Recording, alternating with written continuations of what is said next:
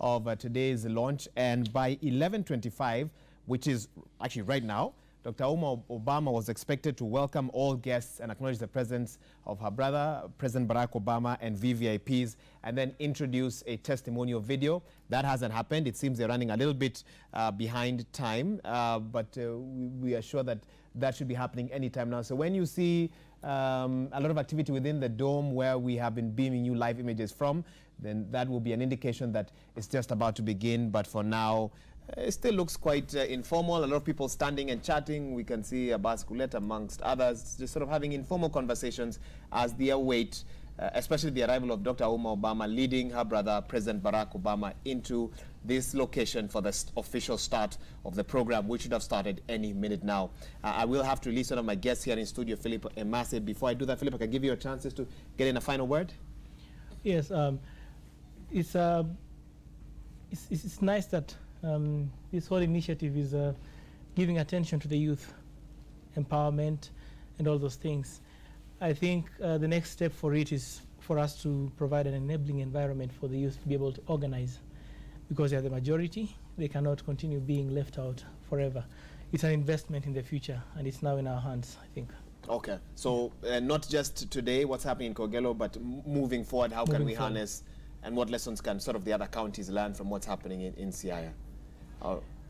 Again, going back to what Auma Obama said, she said this is not an end to itself, it's a pilot. It's supposed to be a showcase of what is possible and what the youth need. So we have our executive governors, 47 of them. This is a great opportunity for them to each leave a legacy, because a number of them are retiring in 4 years' time. So we are throwing the gauntlet to them and hope that they will see the value in setting up these kinds of initiatives. Thank you for that. And let me pick up with Dr. Rutenberg on the same point. We haven't quite seen the full setup at the Sauti Kuu Center. It does look very elaborate. Is it worrying to you that a majority of counties in Kenya, 6 years into devolution or so, do not have a similar facility despite budget allocation, maybe have not identified youth as a key issue within their counties that need to be worked on with initiatives or setups like this one? I'm not sure what the county plans are, but it is hard to think right off the top of my head of counties that you can point to and say youth is a focus on youth is driving the prioritization of the county government. And hopefully this visit is a challenge. At the end of the day, I would want to assert that having youth centers in every single county is actually part of government's job. And so when you see a private citizen or civil society stepping in to build such a center, on one hand, I'm absolutely here to celebrate Obama, but there's also a failure then. It means our county governments have failed to do something that they should be doing. And so hopefully this also is an inspiration and a challenge to our counties. To what are you doing for the youth? Where are you investing in youth? And also I think a challenge to youth movements to hold counties accountable. How are we keeping track of what each and every county is doing for the youth? Is there a best practices? Is there a list we can refer to? Can we create some competition amongst the counties? That's right. Where they're competing to show up as doing the best for young people, as doing the best for women, as doing the best for farmers. Some of these dashboards, I think, would be helpful.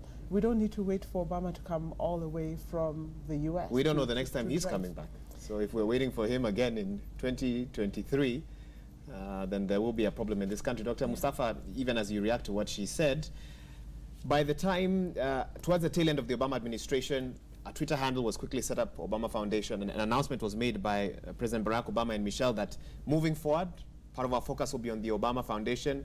We want to transform young people. Maybe we'll start in DC and move out to the rest of America and the rest of the world as well. Compare and contrast that with the retirement of African leaders when that does happen. the culture of philanthropy, the culture of giving back. When you think about who is who in Kenyan society, the top 20 on Forbes list in Kenya, they don't have that focus, at least in my view. How, in your view, how has this come to be? How can we transform that? How can we change that? Wahiga, you know, when you steal money, I hope you're not saying everyone has. No, no, no. I'm not saying everybody has. When you steal money, you are never going to put that money to good use. Like to form a foundation for philanthropy and that.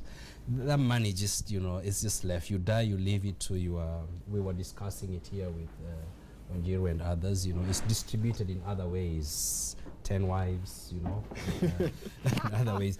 Look at the people, and we were just talking about that with Wanjiru and colleague Imasi, you know, look at the people who have functioning philanthropic organizations.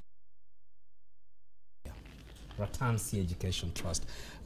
These are not the richest in Kenya. The richest in Kenya are the Biwots of this world and others, and their families. And is there anything you can speak of that they have done in this country, and for young people especially? And the answer is no. So good wealth, when you work for it, clean wealth, you are going to put it in a good way, including in philanthropic activities. And there are a number of Africans in African countries that have actually put up philanthropic organizations that are working to uplift the lives of the young people, or in governance, statecraft leadership. I think the Mo Foundation, Mo Ibrahim Foundation, he made his money in the United Kingdom. When you make your money in the United Kingdom, you know, high chances are that it's clean money. You know, you've worked very hard. Or if you've stolen, you've had to work really hard. You've worked really hard to hide that money. Chances are that you'll be caught. Now, in Nigeria, in South Africa, you have philanthropic organizations. Even Mandela, who was not very rich, you have the Nelson Mandela Foundation that is attracting quite some significant resources to help young people, especially children, through the Grasa Machel and others. Obama will be going to South Africa and is going to deliver the Nelson Mandela lecture. Now, this kind of lectures, if you know what they are the preserve of those people who are not just rich. You could also be poor, but you are doing something good for the community. In South Africa, I think you have the Desmond Tutu lecture and the Nelson Mandela lecture, both very important. I had a chance of delivering the Desmond Tutu lecture way back in 2009. Nelson Mandela did deliver a Desmond Tutu lecture. When you look at the way leadership or the leaders in a country like South Africa, forget about some of these that came, you know, latter day, like Zuma and the others, those who were there before. These are leaders that put their country first. We do have people in Kenya that put Kenya first. We're seeing some of them, and they need to be supported. We need to nurture this kind of leadership in this country. There are Kenyans who have allowed the gap between the rich and the poor is widening. Many younger people are left behind, and it's no coincidence that we have people like Dr. Auma, Barack Obama coming into Kenya to, I guess, ask the hard questions, and I hope they are going to ask these questions. Why is it that this kind of facilities are not there? I come from Baringo, a county. I think it's the only county in Kenya that does not have a university or a branch of a university. But when I look at people in Baringo, the leaders there, they are just, you know, going hammer and tongs at each other. Where should we have this university? In Eldama Ravine, in Baringo, in Kabartonjo, and 6 years down the line, they've not even agreed, and the money is there to actually start a university there. Monies that, by the way, has been allocated by the Exchequer, but today none of that. We do not have a university there because of petty clan issues that are going on in the district. Because someone wants it close to their village, which precisely is what happens. To build on their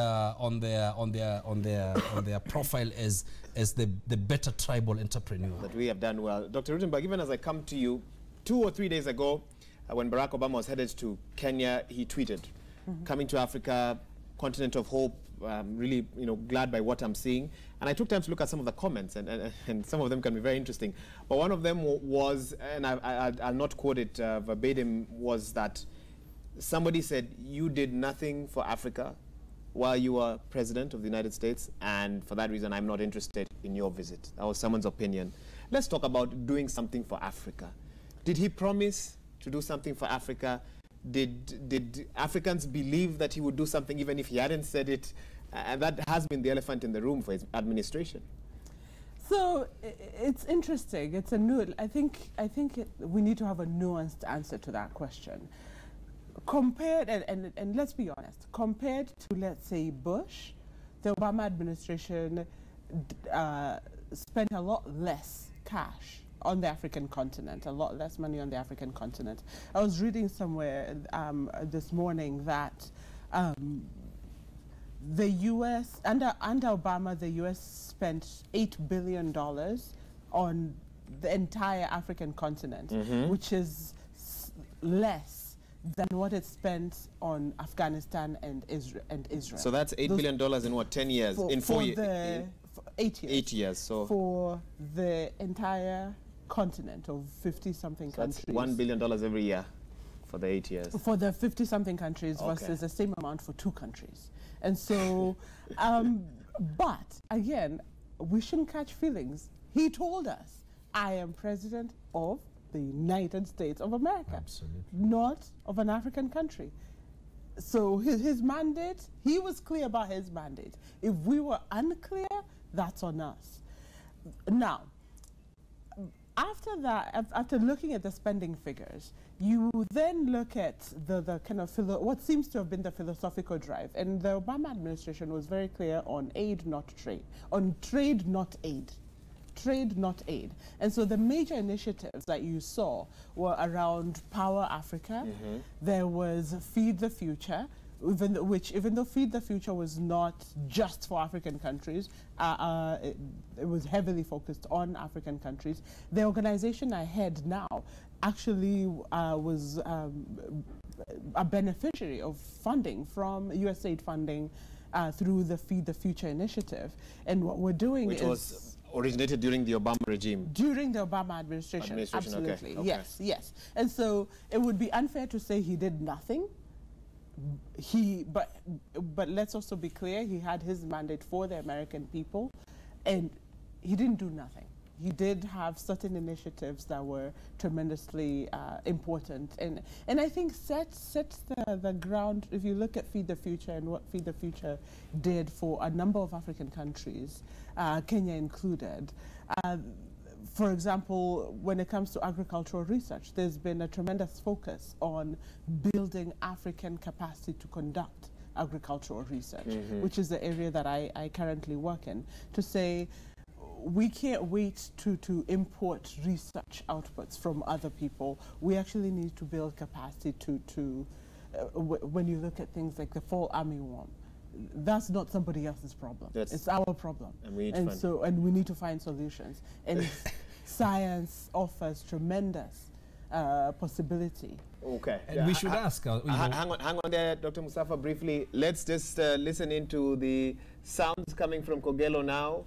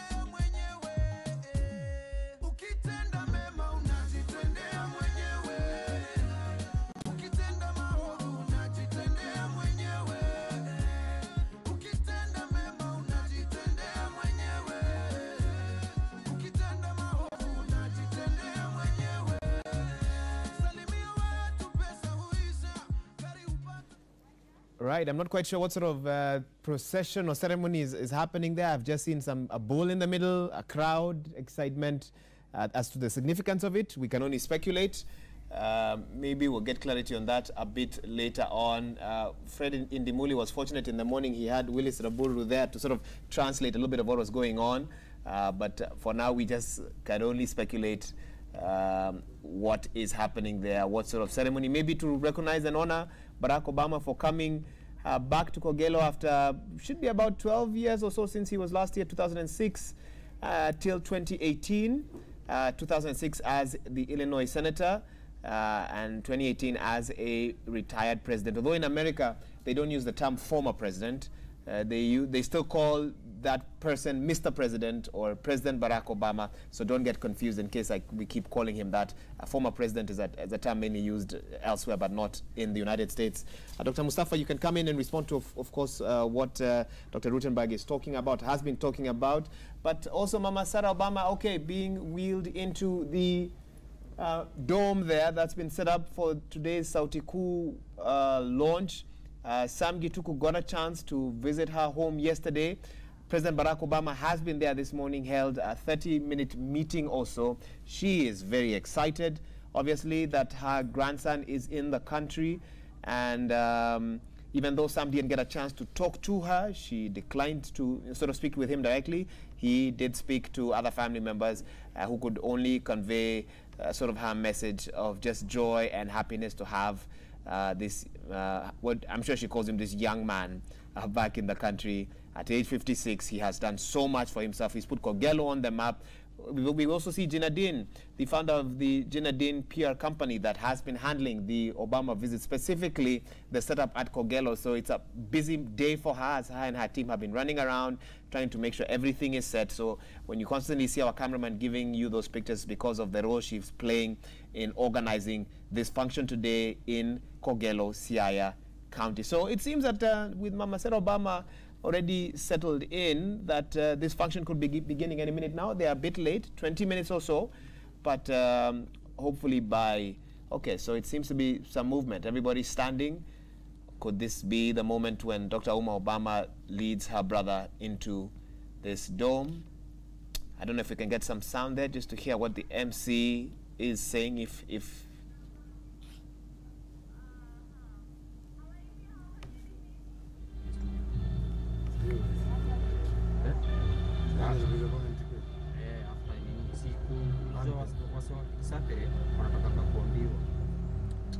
Sasa shida ni hiyo delay.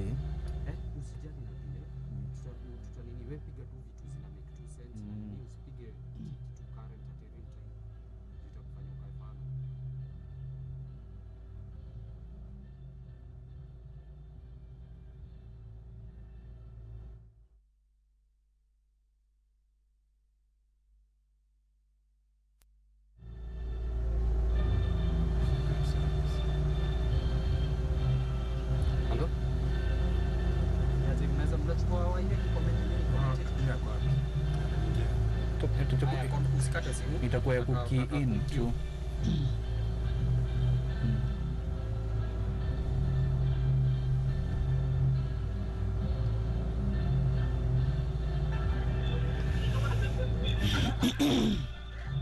Okay, not yet. We'll be going over there shortly. Dr. Mustafa, you can give a brief comment? Yeah, just to pick it up from where Dr. Wanjiru left in terms of this thinking that Obama didn't give much to Africa.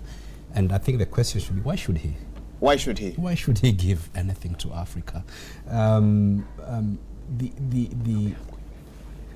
First of all, the 8 billion that he gave to African countries was not because of some altruism that the United States of America have. It's because of interests. Whose interest? The United States of America interest. No country gives a single dollar to any other country if they have no interest in what they're giving to. Fair enough. And Bush did give a lot to Africa because of the challenges that we did have at that time. Africans were dying in their millions because of HIV and AIDS. Health were, services in shambles in Africa. And it was very important that the United States of America come in through PEPFAR and a number of other programs to actually provide resources. Military aid increased tremendously. Okay, and let me interrupt you then, because I'm told we